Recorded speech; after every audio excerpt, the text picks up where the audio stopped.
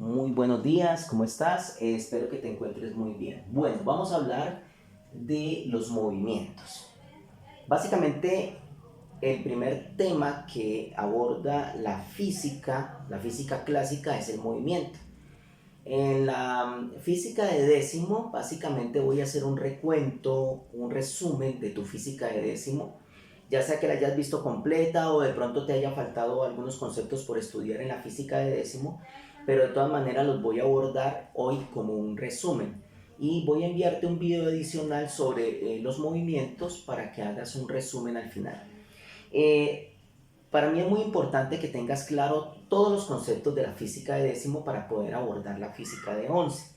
Entonces, hablemos de los movimientos. Miren, a través de los tiempos, el movimiento ha sido, digamos, la preocupación más grande de la humanidad. En la antigüedad, las civilizaciones antiguas, estamos hablando de pronto hasta desde nuestros antepasados cavernícolas, ellos tenían inconvenientes para movilizarse, ¿sí? ¿Por qué? Porque a medida que se iban movilizando, iban consumiendo todos los recursos que ven en la naturaleza y tenían que ir cada vez mucho más lejos y más lejos. Entonces, a medida que las civilizaciones fueron avanzando, después se descubrió la rueda y entonces se hizo de que este proceso de moverse fuese un poquito más óptimo. ¿Por qué? Porque se recorrían distancias más largas en tiempos más cortos, que ese era el objetivo, ese siempre ha sido el objetivo de la humanidad, poder recorrer distancias largas en tiempos muy cortos con menor exigencia, menor consumo energético. Entonces, esa es la característica del estudio del movimiento en el ser humano y todavía siguen siendo, digamos, preocupación del ser humano poder llegar a ese control del tiempo y el espacio a partir de los tipos de movimientos. En física se trabajan varios tipos de movimientos. Dentro de ellos tenemos movimientos en un solo plano. Entonces tengo un tipo de movimiento que es el movimiento en un plano. ¿Qué quiere decir en un plano? Que los movimientos se pueden estudiar tanto horizontalmente como movimientos verticalmente, ¿sí? Si nosotros hacemos un estudio de movimientos horizontales, ¿sí? En un solo plano, o sea, en una sola dimensión, estoy hablando en física de décimo de los movimientos uniforme y del movimiento uniformemente acelerado o uniformemente variado. Esos dos tipos de movimientos se ven en décimos, se estudian la diferencia entre el movimiento uniforme y el movimiento uniformemente variado. Es que en el movimiento uniforme la velocidad es constante, siempre es la misma, mientras que en el movimiento uniformemente variado hay cambios de velocidad. Cuando hablamos de movimientos verticales, pueden ser tanto hacia abajo como hacia arriba.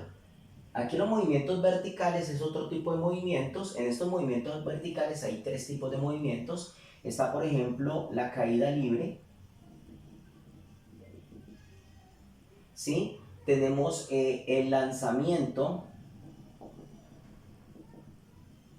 vertical, y este lanzamiento vertical puede ser abajo o arriba.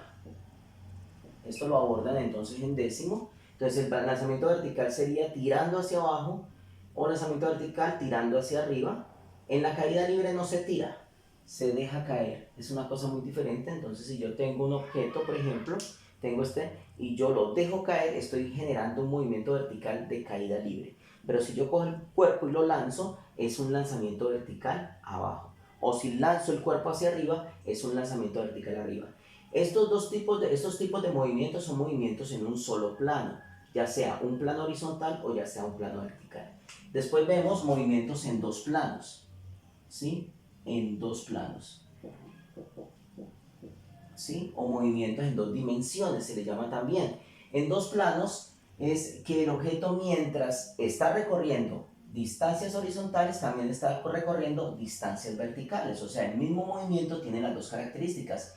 Y este es el caso, por ejemplo, de un tipo de movimiento llamado movimiento parabólico, ¿sí? Cuando tú lanzas un objeto desde este punto y cae hasta este punto, mira que se recorrió una distancia horizontal, pero también se recorrieron distancias que verticales, porque el objeto llegó a un momento donde alcanzó una altura máxima y a medida que va subiendo va alcanzando alturas mayores, o sea que el movimiento también es vertical, y a medida que empieza a descender empieza también movimientos verticales hacia abajo, pero al mismo tiempo está recorriendo movimientos horizontales. Entonces, aquí se combinan estos dos movimientos, por eso se llama movimiento en dos planos o en dos dimensiones, ¿sí?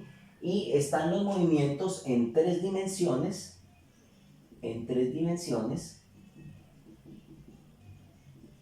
que ese ya es un estudio más profundo, ¿sí? Se da, digamos, ya en la universidad o a finales del grado 11, cuando uno pues alcanza a ver estos movimientos, y más que todo son movimientos de partículas eléctricas.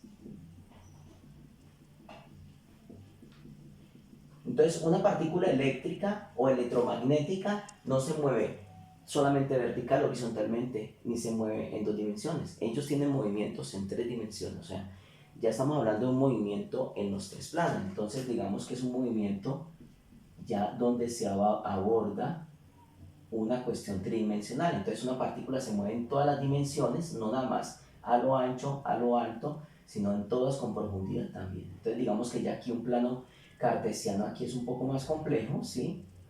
Entonces, digamos que se maneja organizando más o menos el plano, ya serían las tres dimensiones, ¿no? Entonces tengo en este caso tengo la dimensión horizontal, la vertical y la profundidad. Entonces este sería el eje X, el eje Y y este sería el eje Z. Entonces un electrón se puede mover en todas las direcciones. Entonces ahí ya estamos hablando de electricidad, de electromagnetismo, estamos hablando de conceptos de teoría atómica, entonces, o física nuclear. Entonces es un concepto mucho más avanzado. Entonces digamos que los movimientos tienen estas características para definirlos como tal.